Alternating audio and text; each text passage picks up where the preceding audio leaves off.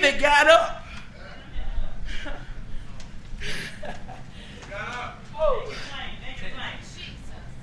David was weary and overwhelmed at one point. But by the time we got to verse 18, this man who was weary and worn had began to encourage himself, and he got up and went to battle and recovered it all. Verse 19 said, and there was nothing lacking to them, small or great, but David recovered it all. Can I tell you, you gotta get up from your do nothingness. You gotta get up from your discouragement. You gotta get up from your overwhelmness and declare in the face of every devil, demon, and adversary, it's time to recover it all. Everything that the enemy done stole from us as the people of God, you gotta be willing to kick it. You gotta be willing to go into the enemy's camp and take back what the devil stole from you. Anybody got your stuff taken and you need it back? Well, guess what? You gotta go in and take it back. It's time to recover it all. I'm taking my kids back. I'm taking my marriage back. I'm taking my healing back. I'm taking my money back. My joy, my peace, my contentment. I want it all. I want it all. I'm getting it all back.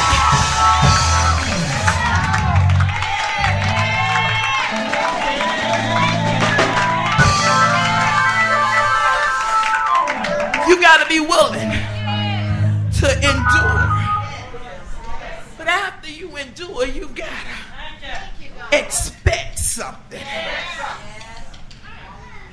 Paul says, be not weary in well-doing, for in due season.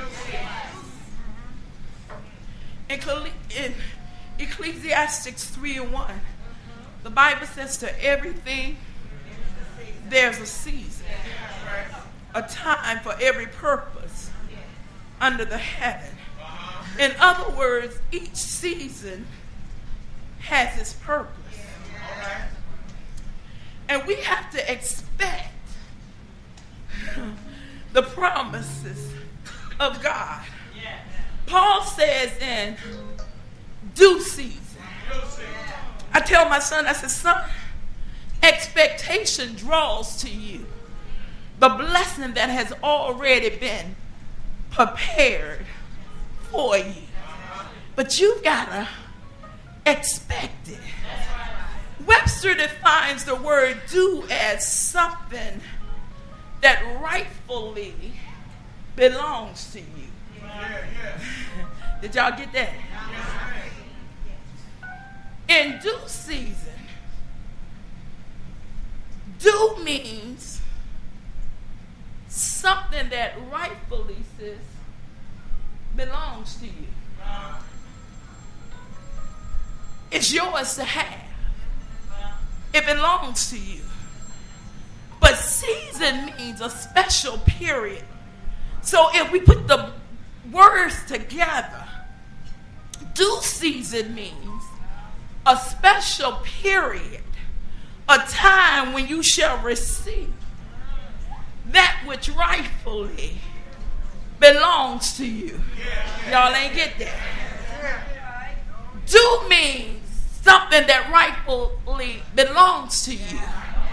And season means when you receive what rightfully belongs to you.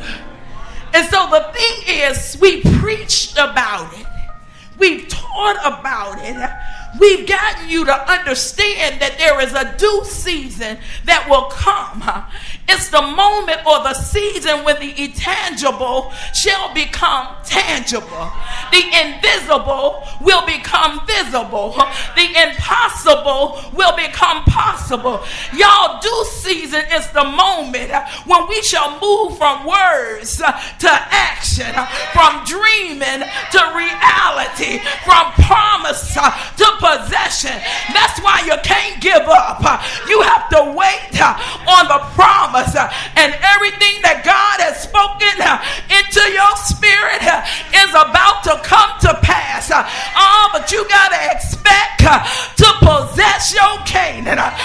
You got to believe that you're going to eat from the good of the land. You got to expect the promise, but then you must be willing to experience the process. All I'm trying to say is, even though you're going to get it in due season, you got to be willing to endure the process. Process is a series of actions, changes, or events. And many of us want the promise,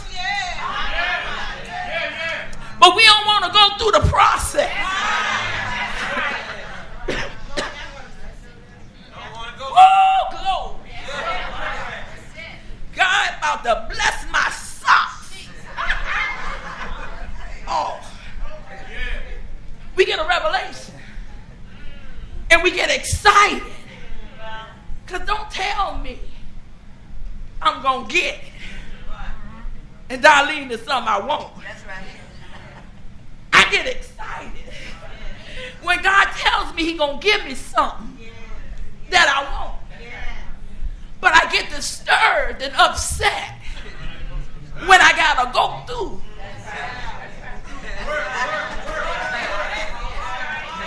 my process in order to get it. Look back at verse 7 and 8. Paul says, be not deceived, God is not mocked.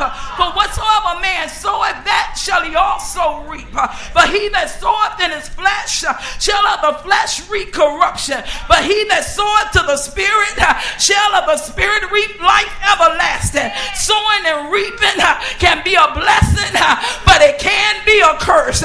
But we don't reap in the same season or the same moment that we sow the seed. We can plant it today and expect to receive it, but you ain't gonna get it the same day that you plant. It's time to go through your process.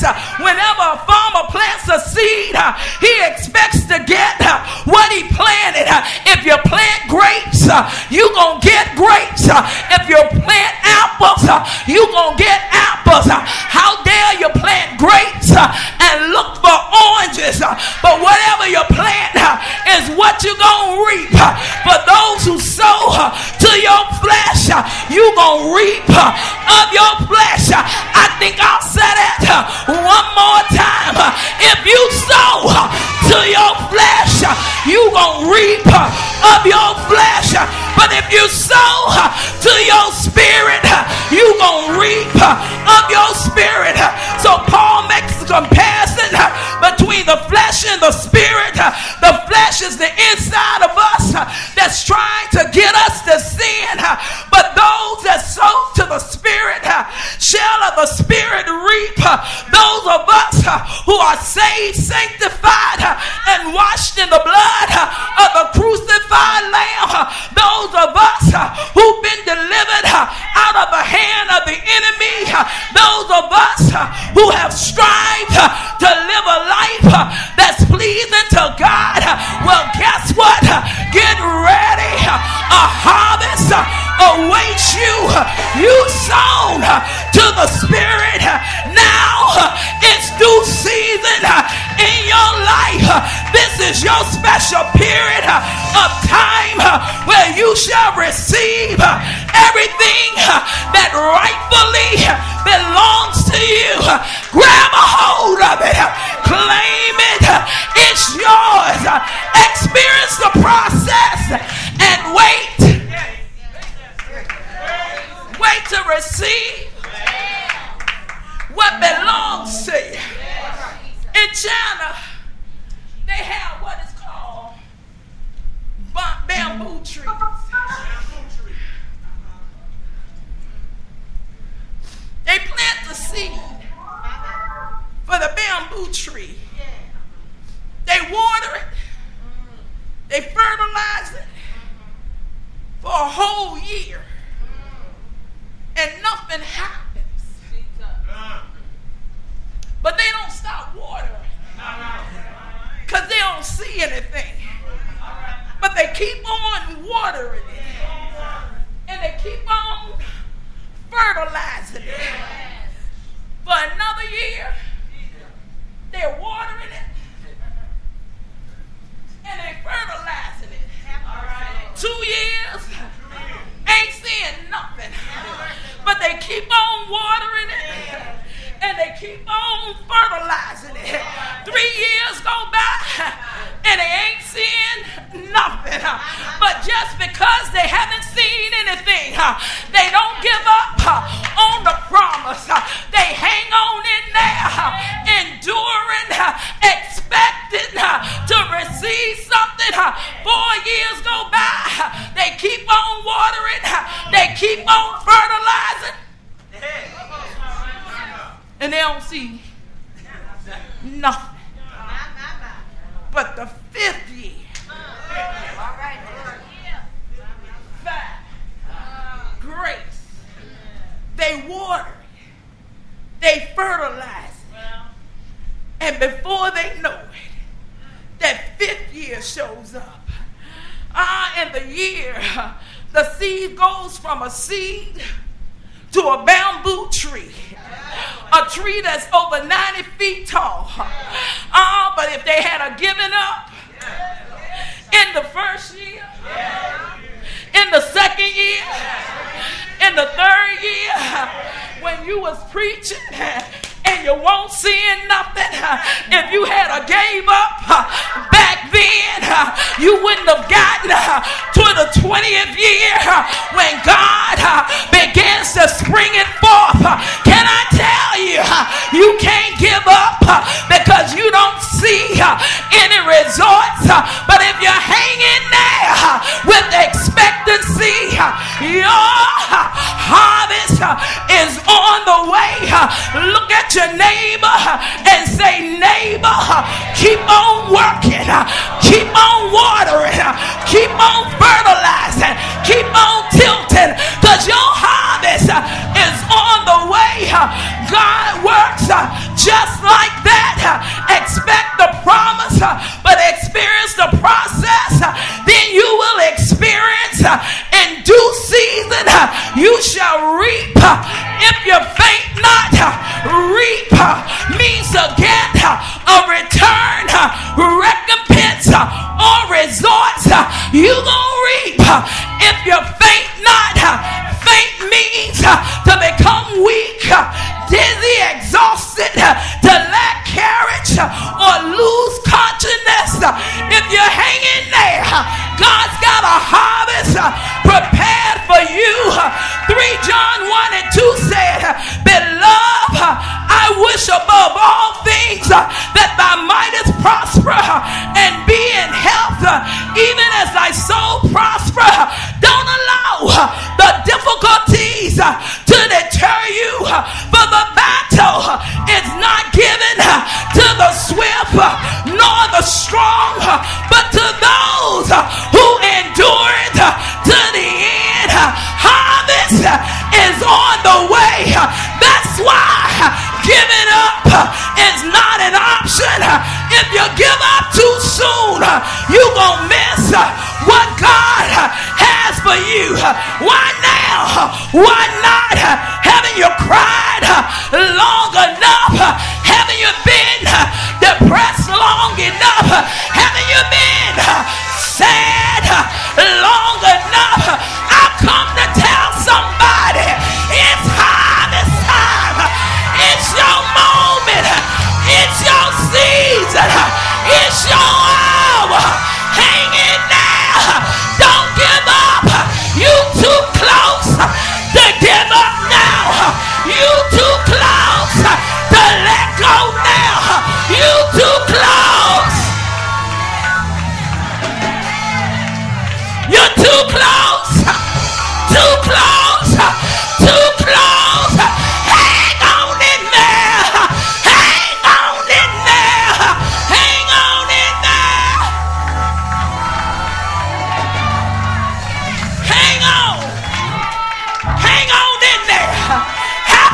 from that and say, giving up is not an option. I'm going to wait till my change comes. I'm going to wait till God brings it to pass. Giving up is not an option. It's not an option. Church of the living God, people of God, encourage yourself. But I'm tired. All of us tired.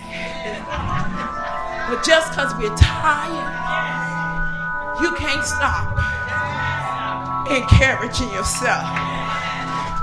You got to look yourself in the mirror and say, mirror, mirror on the wall, God's got them, great and small.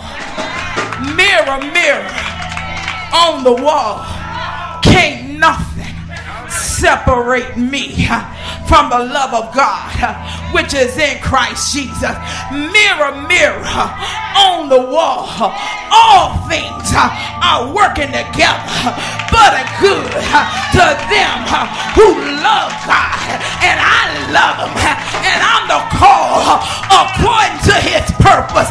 And if I'm the call according to his purpose, I might as well give him thanks, because I know he might not come when I want him, but he's always on time. Mama said, baby, God might not do it according to your time schedule, but he's never late. He's never late. He's never late. He's always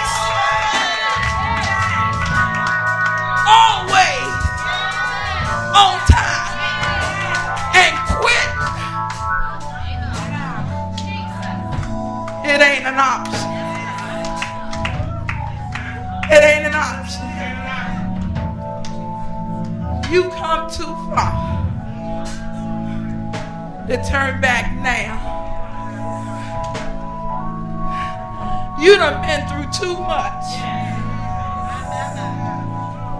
to give up now. I mean, if you'll be honest, the stuff you going through now ain't nothing in comparisons to some of the stuff you done already been through. I mean, really. I mean, I'm going through right now, but I done been through worse. I've been through stuff that made me want to take pills and die, and God wouldn't let me. I've been through stuff where I planned my own demise, and God said, no, I got too much left in store for you to go out like that. You done been through too much for you to let this thing make you give up. Come on, y'all.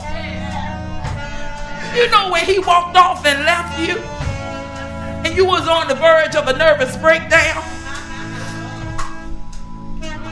and God kept your mind. Stuff you going through now ain't nothing in comparison to that. I mean, God healed you from the cancer. You survived that. What make you think you can't survive a layoff? You can't give up. He didn't bring you this far. He didn't bring us this far to leave us now. Nobody told us, Bishop, that the road would be easy. But I don't believe.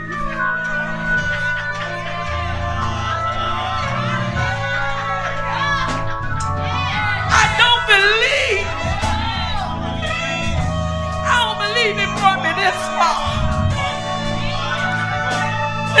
that man. I don't believe he brought me through this and that and this and that.